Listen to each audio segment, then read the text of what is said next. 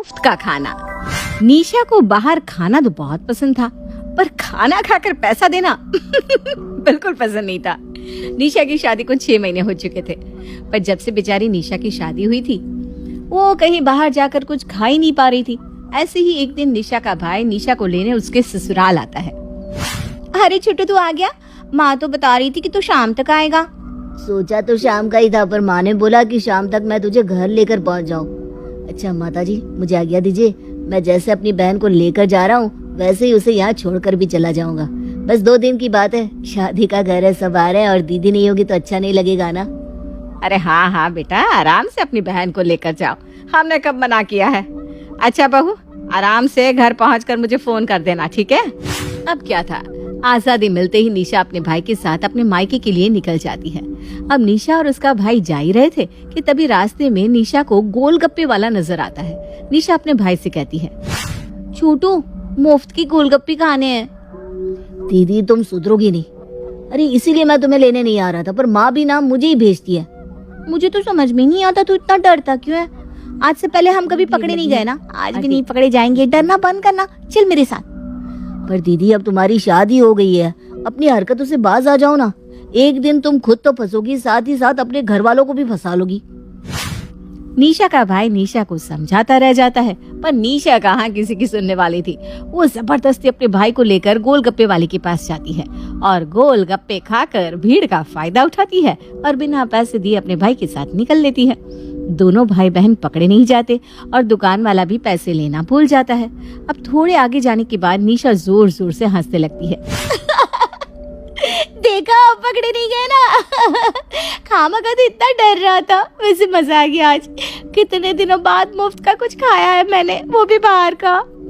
दीदी बेईमानी करनी गलत बात होती है, और जिस दिन तुम पकड़ी जाओगी ना उस दिन तुम्हें अकल आएगी।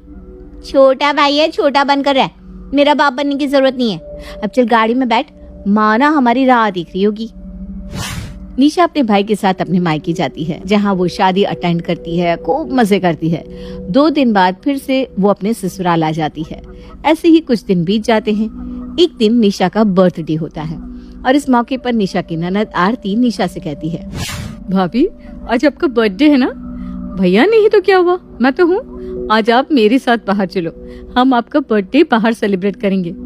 अब आप जल्दी से बोलो आपको कौन से रेस्टोरेंट में जाना है। आप जो बोलोगी ना मैं आपको वो खिलाऊंगी। अगर ऐसी बात है तो आज मुझे यहाँ के सबसे फेमस रेस्टोरेंट में ले चलो। आरती इस बात से अनजान थी कि उसकी भाभी को मुफ्त का खाना पसंद था।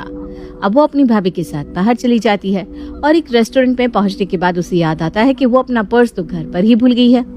भाभी रुक जाओ, कुछ ऑर्डर मत करना क्योंकि मैं अपना पर्स लाना भूल गई हूँ। मेरे पास बस 200-300 रुपए ही बचे हैं। अगर 200-300 ही रखें, हम इतने में ही कुछ खा लेंगे। भाभी ये बहुत बड़ा रेस्टोरेंट है, यहाँ का खाना बहुत महंगा मिलता है। मैं आपसे वादा करती हूँ ना, मैं आपको यहाँ पर फिर कभी लेकर आऊंगी। आज ना हम बाहर का ही कुछ खा लेते हैं। नन्ना जी फिक्र मत करो, हम यहीं का खाना खाएंगे और वो भी मुफ्त में। आपके 200-300 भी ना मैं खर्च नहीं होने दूंगी। वैसे भी आज तो मेरा जन्मदिन है, आज तो वही होगा जो मैं कहूँगी। आप बस वैसा करती रहना जैसा जैसा मैं कहूँ। भाभी आप क्या कर रही हो? अगर हम पकड़े गए ना तो बुरे फंसेंगे। अरे डरती क्यों, मैं हूँ ना, तुम बस ऑर्डर करो। निशा के कहने पर आरती डरते डरते खाना ऑर्डर कर देती है। अब दोनों ननद भाभी पेट भर के खाना खाती है और खाना खाने के बाद एक बार फिर आरती के पसीने छूटने लगते हैं। अरे आरती, अगर ऐसे हम डरने लगे ना तो हम पकड़े जाएंगे। अच्छा सुनो, अब मैं ना कुछ मीठे में ऑर्डर कर रही हूँ और इसमें अपने बाल का एक टुकड़ा डाल दूंगी। वेटर और यहाँ के मैनेजर से हम कहेंगे कि हमारे खाने में बाल निकला है, फिर देखना कैसे हमें फ्री सर्विस मिलती है। निशा बिल्कुल वैसा ही करती है। वो खाने में कुछ मीठा मंगवाती है और उसमें अपना खुद का बाल तोड़कर डाल देती है और वेटर पर चिल्लाने लगती है, आपकी होटल की कितनी घटिया सर्विस है, मेरे खाने में बाल निकला है। अगर मैं यहाँ गंदा खाना खाऊंगी तो क्या मैं बीमार नहीं पड़ जाऊंगी? अब इसका जवाब मुझे कौन देगा, बताओ आप। माफ कर दीजिए मैडम, पर आज से पहले ऐसा कभी नहीं हुआ। अब प्लीज हमारे मैनेजर से बात कीजिए, वरना अपनी बात नौकरी को मत बताना। भाभी रहने देते ना, बेचारे की नौकरी चली जाएगी। आरती तुम ना बहुत भोली हो, ये वेटर ऐसे ही करते हैं, हमसे टिप ले लेते हैं और हमें ही गंदा खाना खिला देते हैं। मैं अभी तुम्हारी कंप्लेन करूंगी।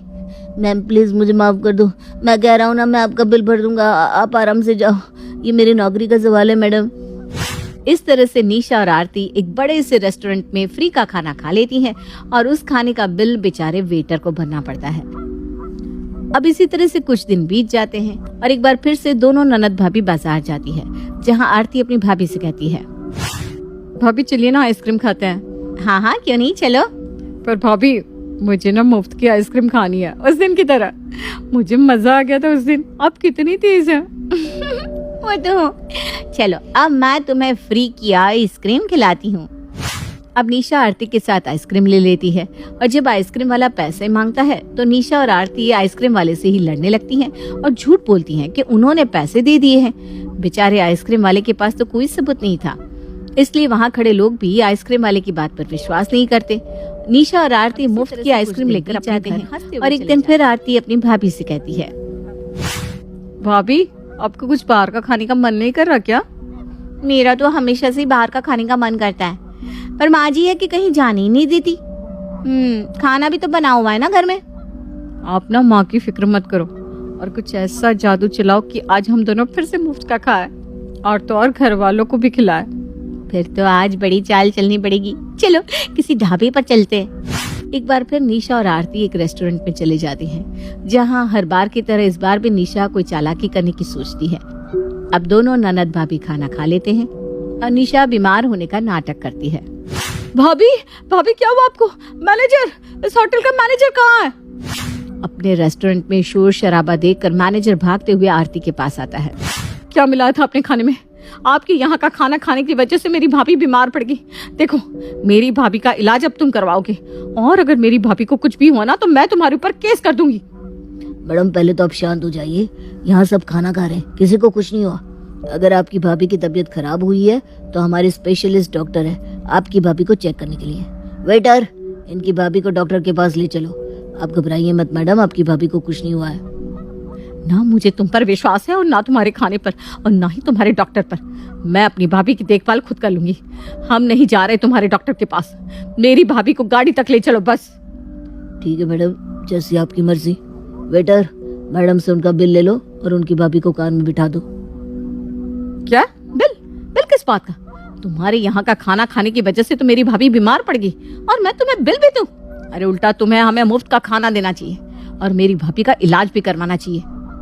मैडम मैं आपसे एक बार फिर कह रहा हूँ, हम आपकी भाभी का इलाज करवाने के लिए तैयार हैं। आप ही तैयार नहीं हो रही और आपके पास क्या सबूत है कि हमारे यहाँ का खाना खाने की वजह से आपकी भाभी बीमार पड़ी है? अगर आप इसी तरह से हंगामा करके मेरे रेस्टोरेंट की बदनामी करेंगे तो मैं आपके ऊपर केस कर दूंगा। होटल का मैनेजर तो बहुत तेज था, उसे अपने स्टाफ और शेफ पर पूरा भरोसा था और तो और वो सीसीटीवी फुटेज भी देखता है और आरती को भी दिखाता है जिसमें सब कुछ नॉर्मल था। जिसके बाद आरती और निशा का प्लान काम नहीं करता और उन दोनों को बिल चुकाना पड़ता है। बिल भरने के बाद आरती और निशा घर पहुंचते हैं, जहां आरती अपनी भाभी से कहती है, आज मैं भाभी आपकी ये चाल तो कामयाब नहीं हुई। बोल तो तुम ऐसे रही हो जैसे कि तुम अकेले फंसती। खैर इस बारे में किसी को पता नहीं चलना चाहिए और अब से ना मुफ्त का खाना हम ठेले पर ही खा लेंगे। रेस्टोरेंट जाने की जरूरत नहीं है। वो तो अच्छा है कि जेब में पैसे थे जो हमने भर दिए, वरना हमारी इंसल्ट भी होती और घर में सबको पता भी चल जाता। उस दिन निशा और आरती को सबक मिल जाता है, जिसके बाद दोनों ननद भाभी मुफ्त का खाना छोड़ देती हैं।